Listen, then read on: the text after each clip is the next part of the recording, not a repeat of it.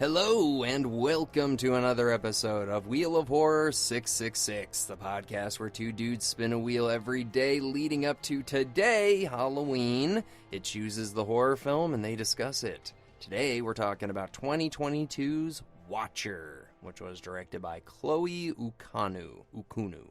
I'm your co-host, Alec. I'm Erik. Happy Halloween, Erik. Happy Halloween, Alec. Yes, 'tis a spooky time. Yes, very, very. It's actually very spooky this year. I'm about to drive cross country, so that'll be interesting. To be a spooky adventure, but Get ready for Iowa. Real spooky there. no, we're not going to Iowa. Just we're gonna probably go through Kansas. Actually, yeah. The trip is gonna be Arizona, New Mexico, Colorado, Kansas, Missouri, and then through like Illinois, all that good stuff. Yeah, I forgot who said this, but someone who drove cross country once said the only thing worse than living in Iowa is driving through Iowa, or the other way around. I mean, I think Nebraska was a little worse because it's so big, like at least Iowa's little, but yeah. Anyway, so that's my spooky Halloween. I'm ready to go driving, Matt Banover and I. What are you doing? Trick-or-treaters, and we have Summer's dressing up, my daughter, and What's she gonna be? she's gonna be Barbie. Hey. And yeah, I don't know. I'm just I might do Coop Cooper from basketball. I don't know. Oh yeah, there you go. Okay, you're not gonna be Ken. I'll probably be Ken. Wear a pink shirt and be like, this kind of sucks, but yeah, we'll see. All right. Well, yeah, no, this Halloween's been a little different than other years because, I've been moving, so it's just not been, not as spooky. Yeah, and a couple years ago, we did 31 spins on the wheel, and now we're down to 6 because we're busy. This year especially. But what were you saying? Sorry, you got to see... No, I did get to do a couple cool things. I got to see Jason X in theaters with Joe and The Crow. I got to see those at the Beverly, which is Quentin Tarantino's theater, which if you're ever in LA, whatever they're playing, just go. It's such a cool theater. They only do film. It's very, very cool. So, yeah. So they were showing just horror films all year. All month. So that was really fun. But a couple of things I missed, which I'm bummed about, was Corinne. She was one of our guests for Basket Case recently. She was playing Ellie in The Last of Us at Universal this year, and I fucking missed it because I'm an idiot. But anyways. I was blown away by the I think IGN tweeted it out and a few other things. I was blown away by her, performance. The comments are literally like, I like this Ellie better than the other one. Even though, come on. It's she did a great job. There's no other way to say it. Yeah, I did. She played the little girl from Stranger Things in the Stranger Things version of this, which I did get to go see her do that. Which she's like 30, so she's not a little girl, but she got to do that. Now she's Ellie in the Last of Us, so very cool. Congrats, Corinne. So cool you're doing that. But anyways, yeah, let's jump into this movie a bit. Watcher. Yeah, this is another one of my selects. Would you like it? Think it's good? You hated it? No, I didn't hate it. There's been a trend on this wheel specifically, and it was the same as last week's, same as Tucker and Dale's. These movies start strong, and then by the end, you're right. I'm like, I don't care. Dude, the end, I was like rolling my eyes for the last 2 minutes, but yeah, it started strong, was definitely like, ooh, I like this, but then by the end, I was like, fucking end. Yeah. Yeah, do you want me to walk through the movie this time, since you usually do? Yeah, please. I'll keep it on the brief side. There's not much plot. It starts off slow, which is like, if you like a slow burn, this is the kind of movie. I start off with the actress, Maika Monroe, who, do you recognize her, Alec? Yeah, of course, from It Follows. It Follows. Scream Queen, a little bit, I don't know. But here, so she's moving with her husband? Yep. To Romania, because he just got a promotion. He's Mr. Big Shot, and she's like, I'll just stay home for a while until I find a job. They have a beautiful apartment in Romania, and she looks out the window, and there's a guy standing there looking at her. First of all, get blinds, which they do eventually, but it is creepy as hell. It's everyone's nightmare, every woman's nightmare, but every man's nightmare too. If I looked out my window and saw my neighbor just staring at me, I'd be like, okay, I hope that's like a standee, like in Home Alone, but it's not. And so she starts having these freakouts, and she's telling her husband, hey, there's a guy really looking in and stuff like that. She's lonely too, so she starts freaking out. One thing I would say is take a picture of this guy. Maybe do that with your phone while he's standing there. You can zoom in even. Yeah. Even like sneakily take it. He's always there. She never does that. Anyway, her husband's always working late. He's in marketing. She befriends a neighbor who seems very kind to her, also speaks English, which she is having trouble with learning the language in Romania, and doesn't have any friends, but she meets this lovely neighbor who helps her with the neighbor who's missing their cat, and they kind of hit it off. She invites her in, shows her a gun. She says, this is what's going to happen if a man ever messes with me. Mainly her boyfriend is like knocking on her door late at night. And then she kind of is getting stalked around the city. And she tells her husband. Her husband doesn't believe her. And yeah, then the plot goes from there. Yeah, and just to preface this podcast really quick, Eric, I swear to God, if you say one time in this fucking podcast, I swear to God. I didn't say it. I said Romanian. I'll lose my fucking mind if you say Eric. Didn't say it once. I won't. You said it like 4 times already. I'm gonna beep it out, but just don't. I won't say it. All right. But yeah. So it's a creepy. It's a very unsettling movie. There's a guy watching the whole time. But I think even like before all of that, like I think it's just supposed to make you feel, because we're seeing the whole movie through this girl's eyes. Let's get her name, Julia. We're getting the whole movie through her perspective. She doesn't speak Romanian. She doesn't have a job, doesn't have any reason to be there aside from her husband. So she just is like aimless in this city. And then, yeah, she's got a stalker that nobody believes her, you know? And she never really gives him a reason. I mean, like, she tries to give little reasons, but yeah, like you said, should have taken a picture or whatever. But yeah, so I guess, like, what's the first creepy thing that happens? Like, she goes to the movies and he's there? I think the scariest part of the movie is like she's like this. It looks like a standee more than a person looking at her. It's like a dark shadow. She takes a risk and says, "I want to make sure this guy's actually looking at me." Mm-hmm. And she decides to wave at him, and it's like a long pause. And this is to me the best part of the movie and the scariest part and the most tension. And she's like, oh, "It's just some guy looking out his window, probably like lobotomized or some shit." And he waves back. Yeah. And that was like the goosebump moment, you know? Yeah, that's probably the best part of the whole movie. It's probably the scariest and the most memorable part. Yeah, it's like a black silhouette, and you're like, oh, okay, it's not real. But yeah, I mean, the guy, he's creepy, and he's following her through the city or whatever to the movie theater. She feels like he's following her, then goes to the grocery store, like you mentioned. She sees him at the grocery store and, runs to hide or whatever. And the whole time, like every time she's like, I saw this guy, her boyfriend's like, okay, I'm sure. Nothing ever happened. Her husband is like, nothing ever happens. So finally they go to the grocery store, to show the video or tape or whatever. And again, it's like, I mean, what did this guy really do? Yeah, you knocked a bunch of shit on the ground. Like, I'd stare at you. Like, what are you like doing, lady? Like, yeah. That's all. That's what like the ending was, right? The conclusion. I mean, it was just kind of like, like all of these things could have just been a guy like looking at her just because like you were doing something weird, so I looked at you. But yeah, the ending's like, told you so. But the main point of this is her husband just doesn't believe her. He thinks that she's the lunatic. Right. Right? Yeah, pretty much. I mean, yeah. Because the husband is always away at work, but then he has his boss and his boss's wife over for dinner. And they basically are talking about how there's the serial killer in the town called the Spider who's been beheading women. The Spider Killer or Spider something? Something. And he's been beheading women in the town, and everyone's like, oh my God, it's like, Jesus Christ.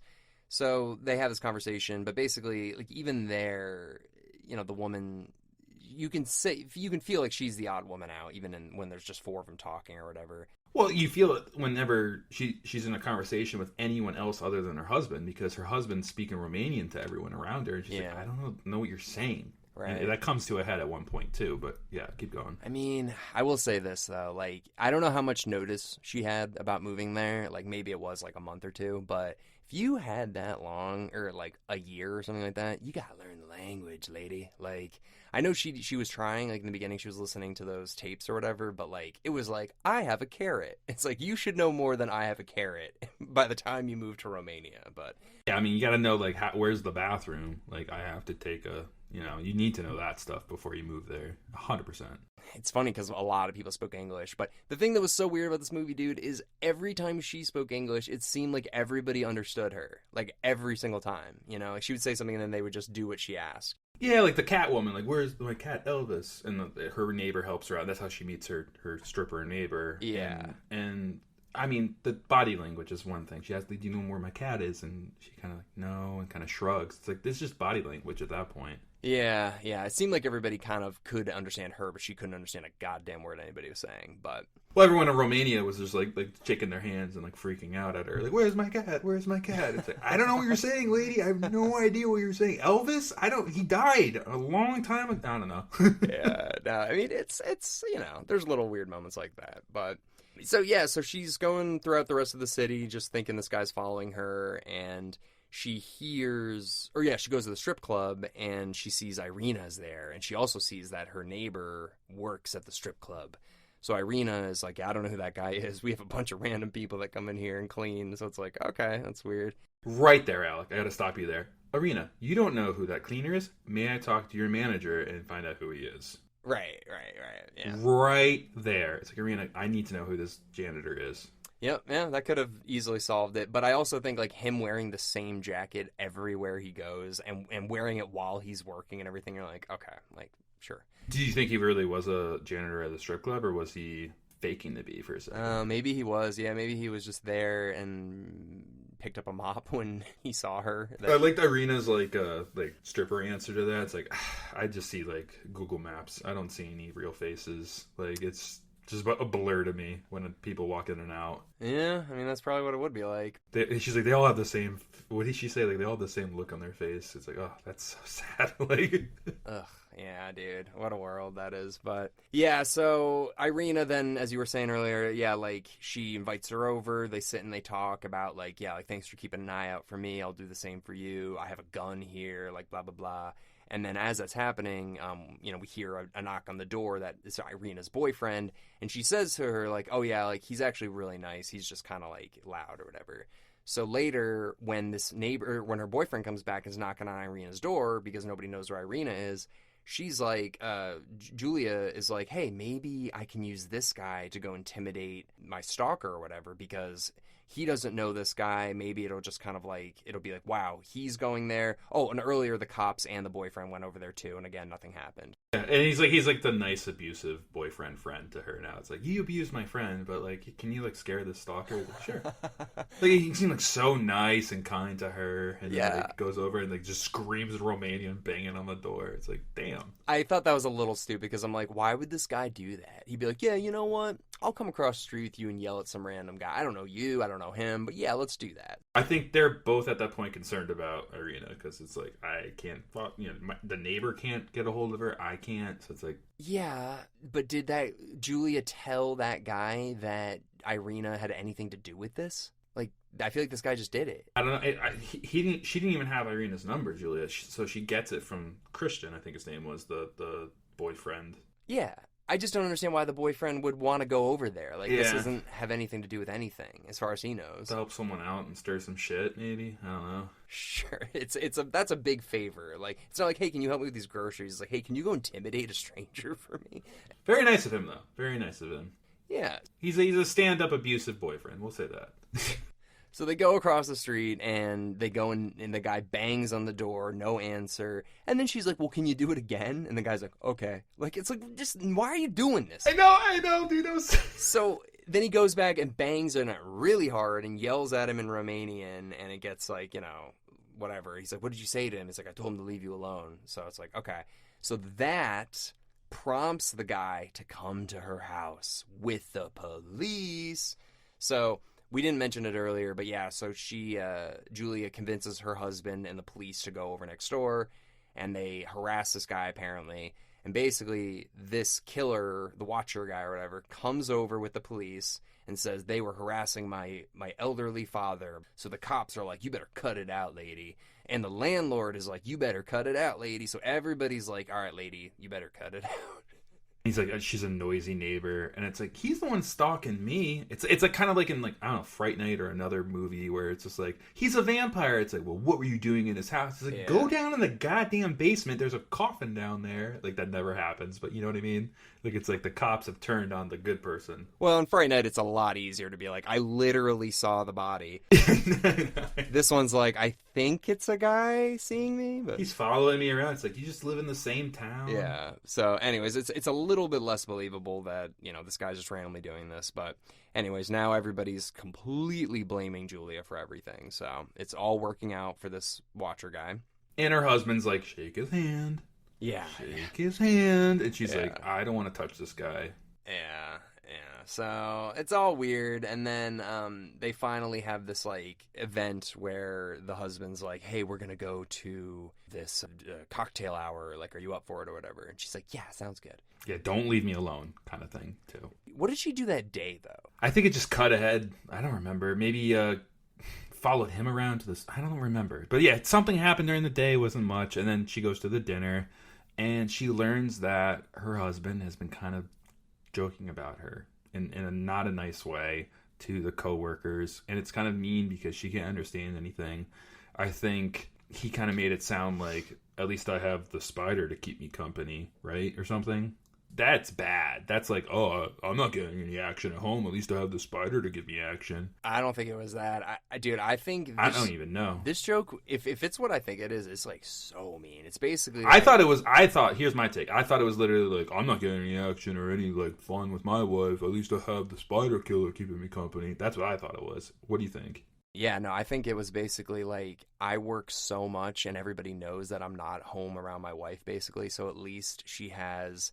the killer that she's been complaining about. That's what it was then, yeah. To keep her company. So they're all joking about how much he works and he's not present in his marriage. On top of it, they're making fun of her seeing a stalker. So it's like, holy shit. Like, that's what I thought it was. So it's like, at least I have Netflix to keep her company. Yeah, basically. But imagine it's something like, at least she has her stalker to keep her company, or at least she has, That's worse. Yeah. That's worse. That's like... I dragged my wife to a different country and like just kept her home like a freaking hamster. Yeah, that's exactly what it was. Ew, yeah. So they're like, I came here for you. You're making fun of me about how much you work and aren't with me. I'm going crazy here. There's a guy stalking me and you're all laughing about it. Fuck you. But shocker to him is she learned some of the language and she put the pieces to what he was saying together, which surprised him. And she was like, I want to surprise him with the language, remember? Oh, that's so shitty. Oh, Alec, that's so shitty if you think about it. Yeah, so that's what I took from it, which makes me... The best part in the entire movie, I laughed out loud, is when after that she's like, I heard you guys and fuck you. And she walks away. And there's a caterer just walking with a tray. And she just smashes the tray on the ground. $6 an hour, $7 an hour. I don't know how much they pay in Romania, but... He's like, what the fuck did I do? Yeah, that sucks for that kid. He's like, I gotta clean up the shit now, this glass. I gotta get the mop. Dude, I've been a caterer. I used to cater back in New York, and, like, that would suck. Especially, like, if you're like, I have no idea what's going on, and some lady just knocked my tray on the ground. Your manager would be like, go get the fucking bucket, go clean it up, separate everybody. It's... Oh, god damn. Yeah, and everyone's watching you. Out of character of her, for sure, but yeah, we'll move on. We'll move forward. So she goes home then. She's like, I'm going to go home. I'm pissed off or whatever. She hears Irina screaming in her room. So she's like, oh, shit. So she goes next door. And she sees Irina's headless body sitting in a chair. Oh, that was the thing. No, backtrack a tad. She heard Irina screaming the other day, went in with the landlady, remember? Or the landlord. And there was nothing. And they looked in the closet for a second. And then she left. And then she comes home. She starts packing. And then she hears her cell phone or something, right? Or music. No, she hears music playing in her room. Yeah. So it's like, oh, Irina's home now. When she's been missing. So she goes over, and the second she walks in, it's like headless body. No, we're missing the train scene, dude. Yeah, that's exactly what I was going to say. So we're missing some shit. The day before this cocktail party, that's what we forgot. So we're like, nothing happened during the day. It's like, no. What happened was she goes on the train, and the Watcher guy gets on too. And they have this like conversation, and they have this ambiguous bag that looks like it's a head in a bag, which it is, but like it could not be. We don't know from the thing, but like also, why is this guy carrying this around like this? But anyways. But he's trying to cover his tracks too. He's like, I take care of my dad. I'm very Yeah. lonely. I made a hobby out of looking out my window and looking at the city and people walking by, and you're the first one who's ever waved back at me. It's like, okay, this has turned into a I feel bad for you thing. And then she starts looking at the bag next to him, and it's like, oh, that's a face in that bag, right? It's like face from Nick Jr. right in that bag. Well, it looks like it could be, but it looks like it might not be. But also, like, there's no blood at all. No, perfect job of doing that. Yeah, So it's a severed head with zero blood in a plastic bag that looks like it could be a head, but it might not be. But anyways, they never say it's Irina's head, but it is. is. It Yeah. definitely is. Ugh, it's so creepy that her friend's head is there too. Ugh. Yeah, so she's all creeped out, but she's like, okay, I guess I sort of understand why this guy's a creep, but whatever. No, but what she does is she doesn't get off on their stop. She gets off one before. Too. Right. She's like, yeah, sorry, bye. Like, ooh. So then she goes to the dinner party. Then everything happens that we already talked about. Then she goes back to the apartment and goes into Irina's room, finds her headless body, and then she gets a Walmart bag over her head with a smiley face on it. I don't know, dude. I really thought there was going to be a twist. I really thought, like, oh man, maybe it's like the entire building's in on it or something. Like, I thought there was going to be something so sick. And then it's just this fucking guy. And you're like, okay, so it was him. It was him the whole time. Well, let's get to the ending. So he gets her, tells her not to scream. Her phone starts ringing. The husband calls Julia and is like worried because he sees all these packed bags. And he's like, oh shit, she's leaving me. He's like, no, she's getting murdered right now. Yeah. Calls her, hears the cell phone through the wall. So he's like, oh, she's probably at Irina's. Goes over there. Oh, way before that. Whoa. But yeah, no, but like that's what's happening. But like in the meantime, she screamed for help and he fucking slits her jugular. And I'm thinking, she's got maybe 10 minutes to live, if that. And I'm looking at the pool of blood. Yeah. I'm looking at Maika Monroe. I'm like, you're like 5'7", maybe $120. You got a gallon of blood around you. Your jugular's completely severed. Not good. Not unless the hospital is like the floor below. Yeah, I don't think she's making it.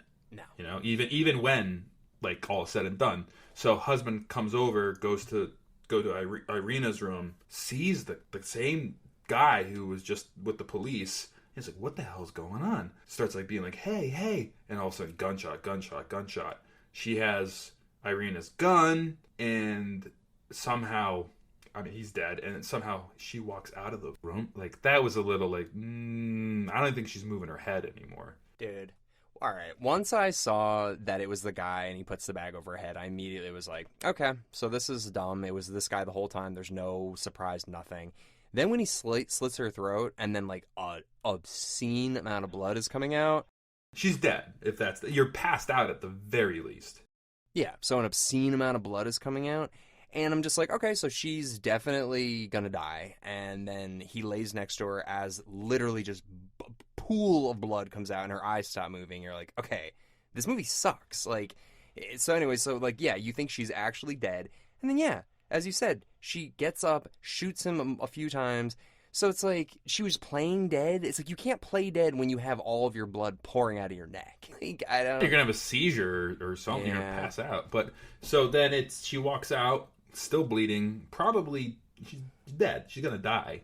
And it's like the biggest like, I told you so to the boyfriend look ever. I told you so. It's like, is that the whole point of the movie? Is I told you so? Yeah. That sucks. That does suck. But yeah. Yeah. So that was the thing. I really didn't like the ending. So it kind of ruined it a little bit for me. It's just so unbelievable that she would survive. No, she's dead. She's not going to make it.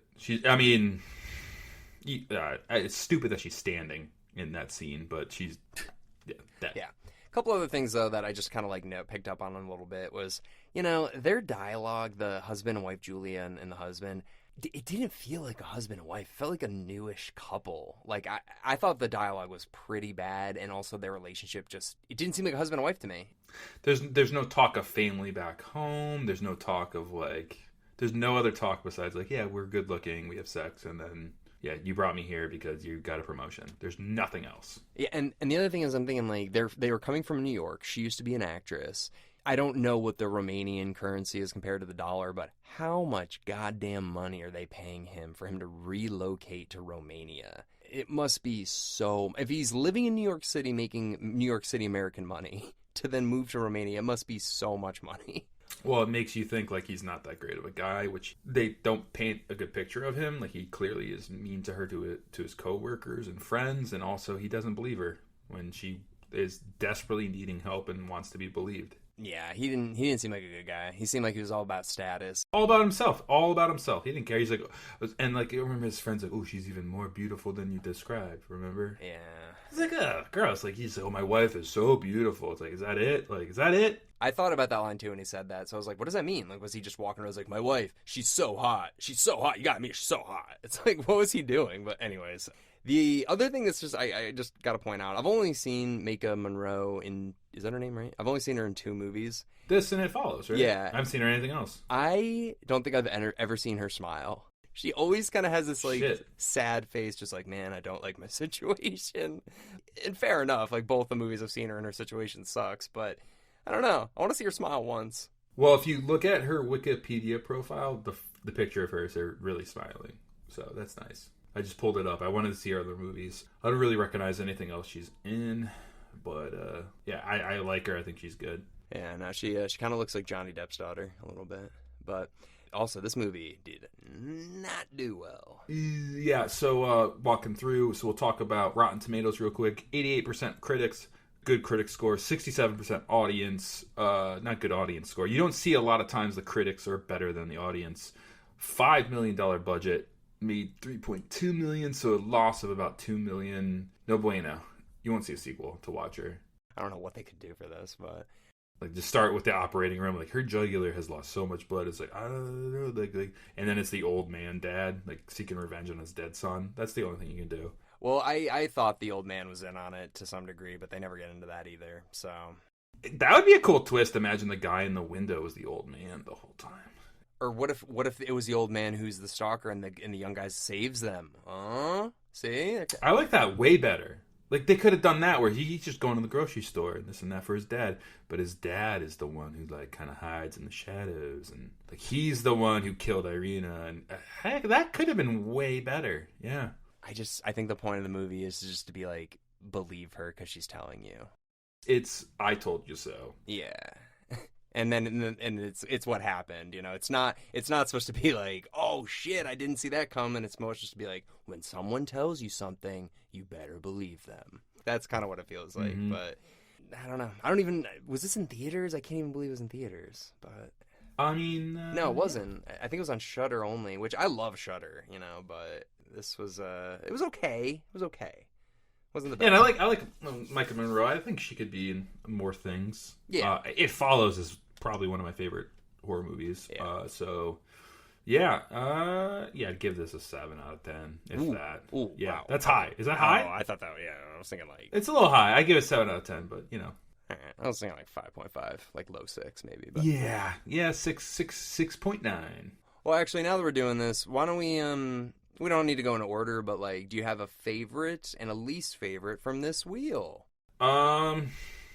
You know what? I think the 2 favorites, the top three.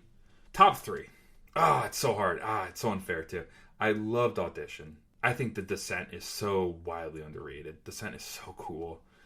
Tucker and Dale was so fun to watch, and Ringu was cool. I could do without Spree and Watcher, but top favorite would be Dissect or Audition, and that's so unfair to Ringu again. I'm loading a gun and pointing it at your temple. Make a choice. If a movie I want to show other people, watch again. No. Favorite one. Favorite one? Fuck. I just enjoyed Tucker and Dale. I'm gonna go Tucker and Dale. Whoa, okay. Tucker and Dale. It's not really horror as much, but I laughed out loud. I thought it was great, original, so much fun. Fuck yeah. All right, well, what's your least favorite then? It's so hard, dude. This wheel gets me. I would probably say this one, Watcher. Honestly. Okay. All right. I'll just make it super quick. My favorite was The Descent. My least favorite was Watcher. Yeah. And just also, we haven't seen any of these movies. It's the first time for Eric and I to see any of these 6 films. Yeah. But unfair to Ringu is all I was saying. Yeah. Ringu deserves a lot more love than what I've given it the last couple of episodes. Anyway. I think you're right, though. I think I can do without Watcher and Spree, but the other 4 are absolutely fantastic. So, but yeah. But yeah, so, short-wheeled for Halloween this year. We're still on strike with SAG, so we'll pick up with some more indie and foreign films. And, thanks all for joining, and thank you, Dom and Will, for being our guests on this wheel. And Erik, happy Halloween. Happy Halloween. Happy Halloween. Dom, Will, love you guys. Tons of fun. We'll see you guys on the next wheel. Yeah, we'll see you Monday. Woo!